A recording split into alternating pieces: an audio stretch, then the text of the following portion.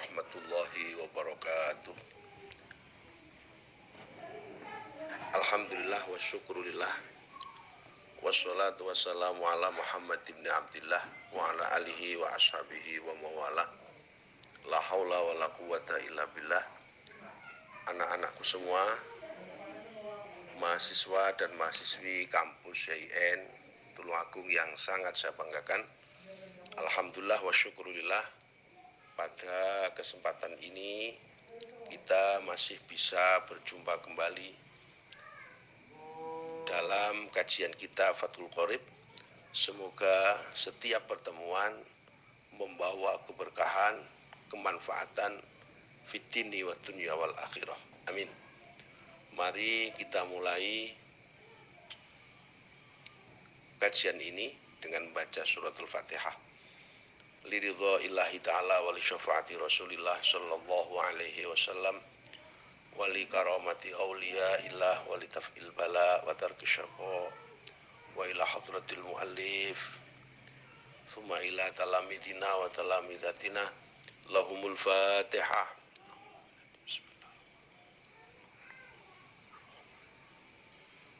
Ya kana suratul ladzina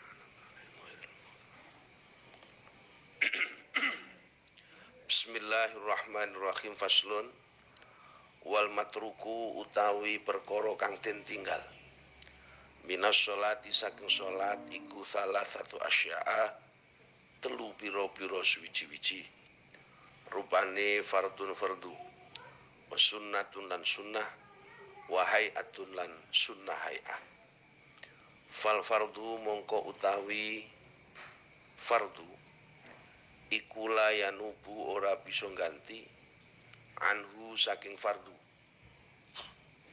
apa sujud sahwi bal in dzakarahu balik lamun eling sapa musolli ing fardu kang den tinggal wa zamanu halih utawi zaman iku qaribun kang parek ata mongko nekani sapa musolli bihi kelawan fardu wa bana lan nerusaken sapa musolli alaihi ing atase fardu wa sajada lan sujud sapa musolli lisahwi krana lali. Wal masnunu utawi barang kang den sunnahaken tegese sunnah abad iku la ya'udu ora kena bali sapa musolli ilaihi marang al masnun tegese sunnah kang den tinggal ba'da talabusi ing dalem sause nglakoni bi ghairihi kelawan liyane al masnun, lakinnahu tetapine musolli iku yasjudu sujud sapa musolli lisahwi krana lali. Wal hay'atu utawi sunnah hay'ah iku la ya'udu ora kena bali sapa musolli ilaiha marang al hay'ah ba'da tarkiha ing dalem sause ninggal al hay'ah wala yasjudu lan ora sujud sapa musolli lisahwi krana lali anha saking al hay'ah. Wa idza syakka lan nalikane mamang sapa musolli fi adadima ing dalem wilangane barang ata kang nekani sapa musolli bihi kelawan ma minar rakaati saking pira-pira rakaat bana mungko nerusaken sapa musolli alal yakini ing atase yakin wa huwa utawi yakin iku al aqallu barang kang luwih kidhik atau barang kang luwih dhithik wa yasjudu lan sujud sapa musolli lahu krana syak sujud sahwi kelawan sujud sahwi wa mahalluhu utawi panggonane sujud sahwi iku qabla salami ing dalem sadurunge ulut salam wa huwa utawi sujud sahwi iku sunnatun sunnah. Anak-anak yang saya cintai, ini menjelaskan tentang sunnah-sunnah di dalam sholat dan konsekuensi seseorang ketika ia meninggalkan. Wal matruku minas sholati thalathatu asya. Sesuatu yang ditinggalkan oleh seseorang di dalam sholat itu ada 3 hal. Fardun wa sunnatun wa hay'ah. Yang pertama, ada kalanya orang itu meninggalkan sesuatu yang wajib, rukun dalam hal ini. Yang kedua, bisa jadi ketika sholat ia meninggalkan sunnah, artinya sunnah abad. Dan yang ketiga adalah sunnah hay'ah. Dari ketiga hal ini, maka hukum ketika orang meninggalkannya akan berbeda. Fal fardu la yanubu anhu sujudus sahwi. Orang yang meninggalkan rukun sholat, maka rukun yang ia tinggal ini tidak bisa diganti dengan sujud sahwi. Suatu misal nih, kalian pada saat sholat lupa tidak melakukan iktidal, habis ruko bablas sujud. Di baruko itu bablas sujud tidak melaksanakan iktidal, berarti kalian meninggalkan satu kefarduan, kalian meninggalkan satu rukun. Maka tidak serta-merta kita sholat kita tidak diteruskan, kemudian di akhir sholat kita kemudian sujud sahwi. Itu tidak boleh. Nah terus bagaimana? Bal in dzakarahu wa zamanu qaribun atabihi wa bana alaihi wa sajada lisahwi. Bahkan ketika seseorang tersebut ini ingat atas apa yang ia tinggalkan, sementara zaman dari ia meninggalkan itu dekat. Artinya orang meninggalkan iktidal, dia kemudian sujud, ingat loh, saya tadi kok belum iktidal, maka dia kembali untuk melaksanakan iktidal. Atabihi, sehabis iktidal maka dia melaksanakan sujud. Dia melaksanakan sujud yang ia teruskan itu. Jadi gambarannya begini. Ada orang sholat lupa tidak melaksanakan iktidal, jadi habis rukuk bablas sujud. Nah, ketika dia ingat di saat sujud, loh, masya Allah saya lupa, saya tadi belum iktidal, maka segera kembali untuk melaksanakan iktidal. Habis iktidal baru dia sujud. Ini kalau zamannya dekat. Tapi kalau zamannya itu sudah lampau, sudah sujud, sudah duduk, sujud lagi, kemudian dia berdiri baru ingat, ya Allah, tadi saya di rakaat pertama itu tidak melaksanakan iktidal, maka dia wajib menambah 1 rakaat. Dari 4 rakaat ibarat sholat duhur, maka menjadi 5 rakaat. Karena yang 1 rakaat di awal itu dianggap tidak memenuhi 1 rakaat, tapi sholatnya tetap sah.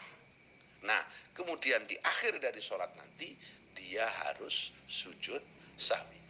Mohon ini dipahami penjelasan saya. Yang kedua, wal masnunu la ya'udu ilaihi ba'da talabus bi ghairihi.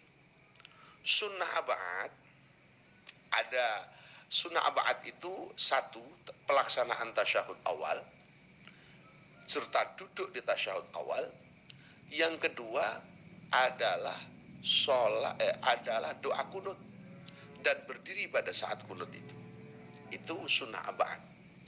La ya'udu ilaihi ba'da talabus bi ghairi. Orang yang meninggalkan sunnah abad itu tidak boleh untuk kembali melaksanakan sunnah abad ketika ia sudah melakukan kefarduan, melakukan sesuatu yang lain. Ambil contoh begini, ada orang sholat subuh, di saat itu dia lupa tidak melaksanakan doa kunut, habis iktidal dia langsung sujud. Nah, ketika sujud itu baru ingat, ya Allah, saya tadi lupa tidak melaksanakan doa kunut, bagaimana atau apa yang harus ia lakukan? Apakah kembali untuk berdiri dengan melaksanakan doa kunut atau tetap melaksanakan sujud ketika ia dari rukuk ke sujud itu. Nah, di sini disampaikan bahwa orang tersebut tidak boleh kembali untuk melaksanakan doa kunut, meneruskan saja atas apa yang ia lakukan. Jadi lak wis iku ya wis. Jangan kembali ke kunut, maka malah batal nanti sholatnya. Nah, hanya saja nanti di akhir dari sholat kalian itu melaksanakan sujud sahwi. Atau begini contoh lagi, ada orang di sholat maghrib lupa tidak melaksanakan tahiyat awal. Jadi rakaat pertama, rakaat kedua mestinya ada tahiyat awal, habis itu berdiri. Dia tidak lupa. Rakaat pertama berdiri, rakaat kedua juga berdiri. Di saat berdiri dia ingat, Masya Allah, saya tadi itu belum tasyahud awal. Tidak boleh duduk, harus tetap berdiri. Karena ini sunnah. Nek sampean lungguh, krono nguber sunnah. Sementara Anda mestinya berdiri untuk membaca Fatihah, justru Anda sholatnya batal. Iku coro Jawa, buru ujang kelangan dalam. Mengejar sesuatu yang sunnah, tapi justru kalian meninggalkan sesuatu yang wajib. Yang berikutnya, wal hay'atu la ya'udu ilaiha ba'da tarkiha wa la yasjudu lisahwi anha. Sunnah hayat banyak. Sunnah hayat itu banyak. Ketika ada orang yang meninggalkan sunnah hayat, maka dia tidak perlu untuk melaksanakan sujud sahwi. Ambil contoh, doa iftitah itu hukumnya sunnah. Allahu Akbar kabira walhamdulillahi katsira wa subhanallahi bukratan wa asila. Nah, kalian ini lupa tidak membaca doa kunut. Lupa memang tidak membaca doa kunut. Nah, yang seperti Masya Allah, pada saat sholat itu Allahu Akbar, kalian tidak membaca doa iftitah, langsung Allahu Akbar, langsung membaca surat Fatihah. Nah, yang demikian ini bagaimana? Apa yang Anda lakukan, sekalipun Anda lupa, tidak perlu untuk melakukan sujud sahwi. Jadi intinya, orang yang meninggalkan sunnah hayat itu tidak perlu melaksanakan sujud sahwi. Yo bablas saya yo wes, ka iftitah yo ka opo-opo. Ngono lho. Wa idza syakka fi adati ma ata bihi minar rakaat bana 'alal yaqin wa huwa al-aql. Ini kasusnya berbeda. Satu misal nih, ada orang, satu misal itu, ada orang ragu di dalam bilangan rakaat. Saya tadi itu dapat 3, dapat 4 ya. Ini rakaat ketiga apa rakaat keempat, lupa karena kita ngelamun, memikirkan sesuatu apa gitu. Nah, ini bagaimana? Maka Anda harus meyakini atas apa yang Anda yakini itu dengan rakaat yang paling sedikit. Iki oleh telu, opo oleh papat, oleh telu, opo papat. Maka dikembalikan kepada 3. Karena yang 3 itu Anda yakin bahwa saya sudah dapat 3 rakaat, yakin. 4-nya kan masih sesuatu yang diragukan. Karena ragu itulah maka keraguan ini ditinggalkan. Berarti biye, Anda tetap wajib meyakini bahwa Anda berada pada rakaat ketiga. Telu opo papat, berarti Anda dapat 3. Ini dapat 2 rakaat apa 3 rakaat, dapat 2 rakaat apa 3 rakaat. Maka yang Anda yakini ada al-aqal, berarti yang paling sedikit. Maka Anda harus meyakini yang 2 rakaat itu.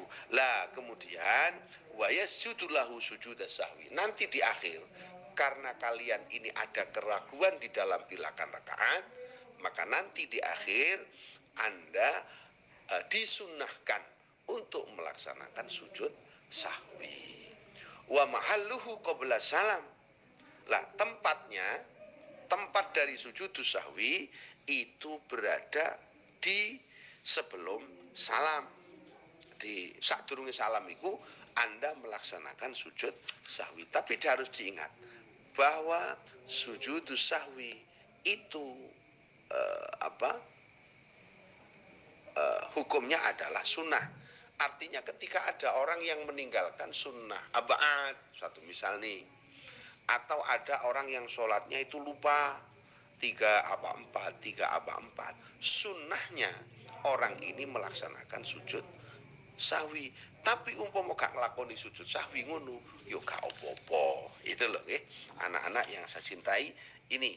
Jadi pemahaman itu sedikit, tapi harus benar-benar kalian benar-benar memahaminya dengan cara yang sempurna. Bismillahirrahmanirrahim. Faslun. Wa khamsatu awqatin utawi 5 pira-pira wektu iku la yusalla ora kena den lakoni fiha ing dalem khamsatu awqat apa illa salatun kejaba salat laha kang iku keduwe salat sababun utawi sebab rupane ba'da salati subuhi ing dalem sause salat subuh hatta tatlu asego metu apa asam susrengenge wa inda tuluiha lan ing dalem nalika metune asamsu hatta tatakamala sehingga dadi sempurna apa asamsu wa tartafi alan munggah atau munjuk apa asamsu qadra rumhin kelawan kira-kira sak tumbak wa idastawat sing nomor 3 wa idastawat lan nalikane dadi jejeg apa asamsu hatta tazula sehingga lingsir apa asamsu wa ba'dal asri lan ing dalem sause salat asar hatta taghruba sehingga surup apa asamsu srengenge wa indal ghurubi lan ing dalem nalikane surup hatta yatakamala sehingga dadi sempurna apa hurubuha surupe sames. Anak-anak yang saya cintai, ada 5 waktu di mana seseorang itu tidak boleh melaksanakan sholat kecuali sholat yang punya sebab. Jadi sholat itu ada sebabnya. Satu misal nih, mengapa Anda sholat? Karena ada sebab. Apa rupanya? Ada orang meninggal sehingga Anda melaksanakan sholat mayit. Sholat mayit itu diberlakukan karena adanya orang yang meninggal. Itu namanya sholat yang punya sebab. Mengapa Anda sholat gerhana? Karena matahari sedang gerhana. Karena rembulan ada gerhana. Itu namanya sholat yang punya sebab. Nah, ada 5 waktu di mana orang tidak boleh melaksanakan sholat kecuali memang ada sebab-sebab yang memperbolehkannya, baik sebab yang mendahulunya maupun sholat yang di akhirnya. Contoh nih, yang pertama, suatu misal nih, ba'da sholati subuhi hatta tatlu asamsu. Yang pertama, setelah seseorang itu melaksanakan sholat subuh sampai matahari keluar, tidak boleh melaksanakan sholat ba'diyah subuh. Usolli sunnatan ba'diyata subahi, tidak boleh. Tapi ia baru boleh Anda habis melaksanakan sholat subuh, kemudian ada orang meninggal. Artinya nanti mas, Arab melakoni sholat mayit, Arab melakoni sholat jenazah. Mari subuh ini kok oleh? Boleh. Karena apa? Sholat jenazah itu sholat yang punya sebab. Tapi nek moro-moro awake dhewe mari subuhan, mari sholat subuh, cukup rakaat, 2 rakaat, mari ngono wiridan, kemudian kita sholat sunnah. Sholli sunnatan ba'diyata subuhi. Nah, kalau qobliyah subuh jelas boleh. Makanya di sini ada 5 waktu di mana orang dilarang. Nah, ini. Nah, habis sholat subuh, Anda melaksanakan ba'diyah subuh tidak boleh. Tapi kalau Anda melaksanakan sholat sholat jenazah boleh. Itu. Nah, wa ba'dal asri hatta taghruba syamsu. Habis asar orang sholat qobliyah asar boleh. Ya toh, sholli sunnatan qobliyatal asri boleh. Tapi kalau ada orang sholat ba'diyatal asri tanpa ada sebab tidak boleh. Nah, jadi artinya nih mas, Arab sholat jenazah, oh iya wis gak apa-apa. Karena kita sudah, karena memang ada sebabnya. Kalau nggak ada sebab nggak boleh. Itu yang kedua. Yang ketiga, Wa inda tulu'i hatta yatamala, ketika matahari itu keluar sampai sempurnanya, jadi utuh itu juga tidak boleh. Wa tartafi'a qadra rumhin, dan naik sekira satu tumbak, itu juga dilarang.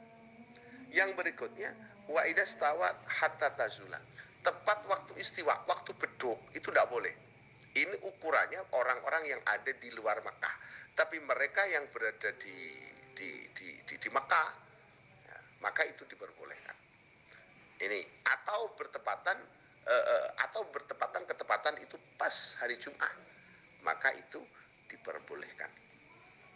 Ya, itu mungkin yang dapat saya sampaikan pada pertemuan kita kali ini. Semoga ada manfaatnya. Kalau ada yang kurang jelas bisa Anda tanyakan. Insya Allah akan sepanjang saya bisa akan saya luruskan keterangan saya yang kurang bisa diterima. Demikian, semoga bermanfaat. Wallahul muwaffiq ila aqwamit thoriq. Assalamualaikum warahmatullahi wabarakatuh.